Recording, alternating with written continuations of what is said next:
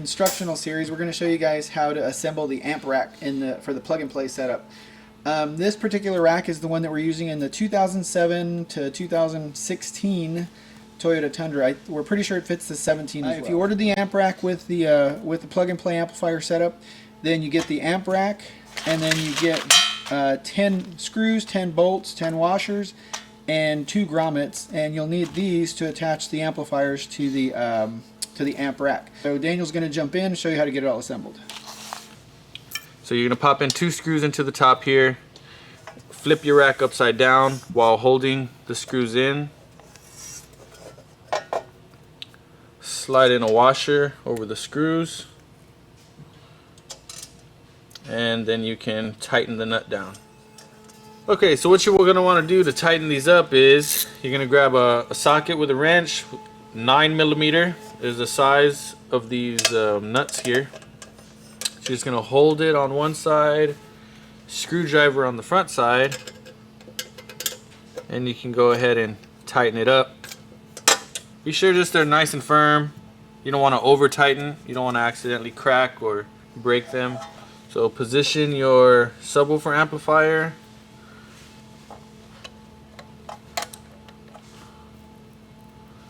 Pop in your first screw there, and same procedure. Just gonna flip it upside down.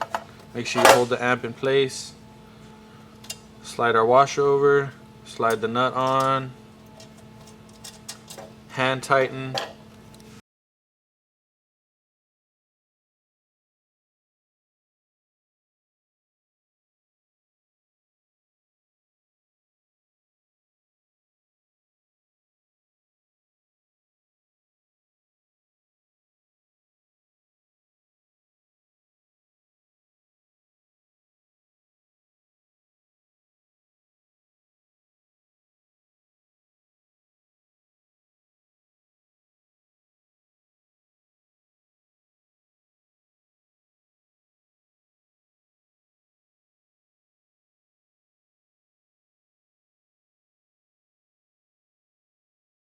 Alright, so here you can see we've got the amp rack assembled.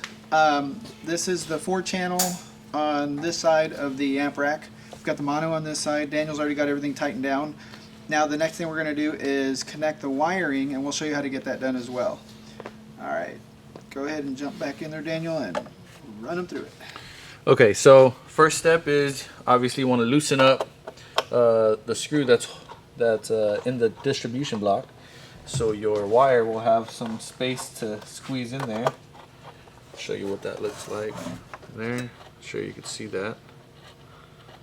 So now your wire has some space to actually go into these holes here.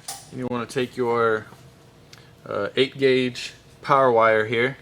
You want to strip down about 3/4 of an inch, half an inch, somewhere around there. Should be enough room. We're just stripping off the jacket. Be sure to try not to cut any of the actual wire. Just want to take the rubber jacket off. Something like that. You can do that to both ends. So you have something like that. So we're going to put one end into the distribution block. Make sure it's in there all the way. You want to make sure that none of the copper wiring is exposed at all outside. You want to make sure all your wire is actually in this little square area here, and none of it's poking out like that. You want to make sure it's all the way in. You want to tighten it down till you feel it get tense on you. Go ahead and wiggle around your wire. What that does is it settles down the actual copper wires inside, and you can give another little half turn to make sure you're nice and tight. We're going to do this same thing on the amp side here. So we're going to go all the way in, making sure that none of the copper wire is exposed. We're going to go ahead and tighten up using the provided Allen wrench. Give it a small wiggle around, half turn. So you're nice and tight in there. You could give it a small tug just to make sure that they're not loose in any way. They're not going to come loose on you. And then you're going to do the same thing for the subwoofer amplifier.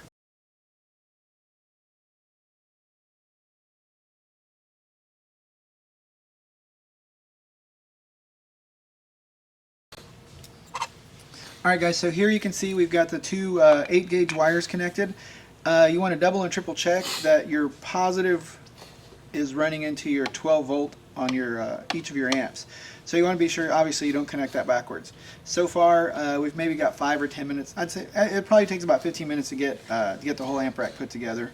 Take your time, get it done right. Don't rush. Again, what Daniel, you saw what Daniel did. Make sure you can't see any of the copper. On a side note here, as Rob was saying, they're labeled. These amps are labeled. So if you ever have a question about whether you're putting it into the correct location, it'll actually have a little plus sign and it'll say 12V. That's for your 12 volt positive wire. Alright, so using a number 3 Allen wrench, we're just going to loosen up these small bolts here that tighten down the fuses. Make sure they're loose. You only want to give them about 2.5, maybe 3 turns. You don't want them to pull out all the way, as they're a little bit of a pain to get back in. Go ahead and loosen up where it says ground here on your subwoofer amplifier. We're going to be ready to run the ground wires. Just loose enough to where you can get the wire actually through there. I'm not sure if you can see here. So now you have a little bit of space to put your wire in.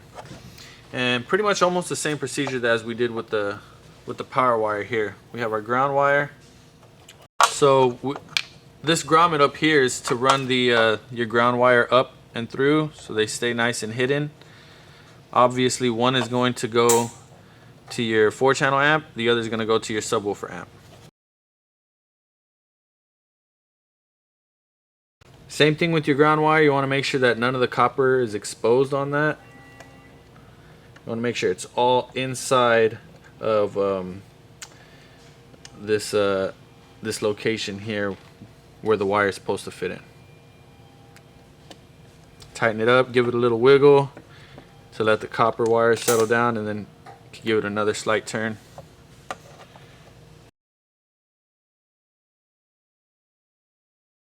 Alright guys, here you can see Daniel's completed assembling the amp rack. I wanted to show you one other step to do before you install it into your truck. First thing you're going to do on the subwoofer side, we're going to take the sensitivity knob, turn it all the way down. The subsonic knob, turn it all the way down. The boost, make sure it's all the way down. And what I mean by down is all the way to the left. The low pass filter, we're going to turn that all the way up to the right. Now on the 4-channel amp, we're going to take the high pass filter, turn it all the way down. The sensitivity, turn it all the way down. The boost, turn it all the way down. The LPF, all the way down. You're going to want to set this knob here to full, and this sensitivity goes all the way down as well. The next step, we're actually going to install this into the truck, and then we're actually going to show you how to tune this specifically for your particular vehicle. Now another thing that you may notice, and we get this question a lot, so I'll answer that now, is people ask us, do we need this remote wire on this side? These amps are set up to work with your Toyota, so they're gonna sense the signal coming from our plug-and-play wire system, so they'll automatically turn on. You don't need a remote.